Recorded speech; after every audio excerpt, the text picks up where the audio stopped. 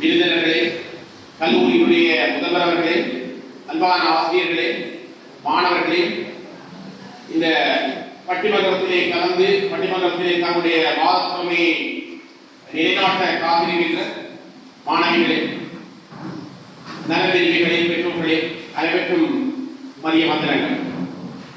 இன்றைக்கு கொடுக்கப்பட்டிருக்கின்ற தலைப்பு இன்றைய சமூகத்திலே உரிமையும் கடமையும் சரியாக பேணப்படுகிறதா இல்லையா? இந்த உரிமை என்றால் என்ன என்பதை நாங்கள் இடத்திலே சற்று ஆழமாக சிந்திக்க வேண்டியவர்களாக இருக்கிறோம். சிறந்த வாழ்க்கையை மேற்கொள்வதற்காக தனிநபருக்கு சமூகத்திலே கிடைக்கின்ற அனைத்தையும் பொதுவாக உரிமை என்று வரையறை செய்யலாம். இந்த உரிமைகள், ஏராளமான உரிமைகள் ஒவ்வொரு தனிநபர்களுக்கும் வகுக்கப்பட்டிருக்கிறது, கொடுக்கப்பட்டிருக்கிறது. வாழ்வதற்கான உரிமை, தனக்கு விரும்பிய பேரை வைத்துக் கொள்வதற்கான உரிமை, கல்வி பெறுகின்ற உரிமை, தொழில் உரிமை, விரும்பிய சமயத்தை பின்பற்றுகின்ற உரிமை, வாழும் உரிமை, ஆட்சியாளர்களை தெரிவு செய்கின்ற உரிமை, வாக்களிக்கின்ற உரிமை, தொழிற்சங்கங்களிலே சேருகின்ற உரிமை என ஏராளமான உரிமைகள் எங்களிடம் காணப்படுகின்றன. ஆனால் இந்த உரிமைகளை நாங்கள் அனுபவிக்கின்ற போது அந்த உரிமைகளாலே மற்றவர்களுக்கு இடைஞ்சல் ஏற்படாத வகையில் பார்த்துக் கொள்ள வேண்டியது மிக முக்கியமான ஒன்று. நான் எனக்கு உரித்தான உரிமையை பெறுகின்ற போது அந்த உரிமையால் மற்றவர்களுக்கு இடைஞ்சல் இல்லாதவாறு பார்த்துக் கொள்ள வேண்டியது மிக முக்கியமானது. அது மாத்திரமல்ல, உரிமையை அனுபவிக்கின்ற போது தனக்கு பாதிப்பில்லாத வகையில் அந்த உரிமை அனுபவிக்கப்பட வேண்டியது தேவையாக உள்ளது. இந்த வகையில் இந்த உரிமை தற்காலத்திலே சரியாக ஒவ்வொரு தனிமனிதருக்கும் சென்றடைகிறதா இல்லையா என்ற தன்மையிலே அந்த உரிமை சார்ந்த விஷயங்களை நகர்த்த இருக்கிறார்கள்.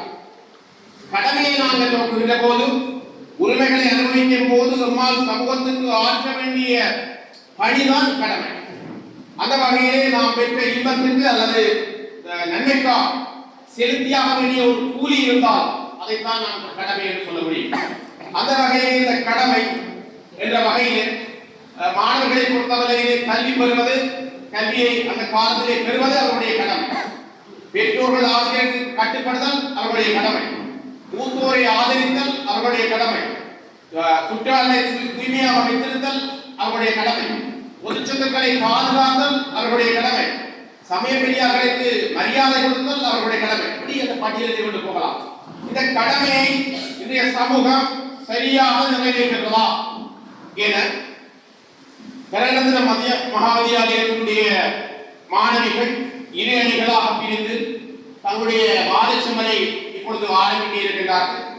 அந்த வகையில் உரிமையும் கடமையும் சமூகத்திலே சரியாக பேணப்படுகிறது என்று ஒரு சாராரும், உரிமையும் கடமையும் சரியாக பேணப்படவில்லை என்று ஒரு சாராரும் தங்களுடைய வாதங்களை முன்வைக்க இருக்கிறார்கள்.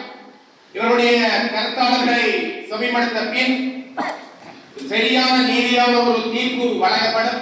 அந்த வகையில் இந்த உரிமையும் கடமையும் சமூகத்திலே சரியாக பேணப்படுகிறது என்ற அணியுடைய தலைவி செல்வி பிந்துஜா அகிலதாஸ் அவர்களை தலைமை உரையாற்றுமாறு அன்பாக அழைக்கிறேன்.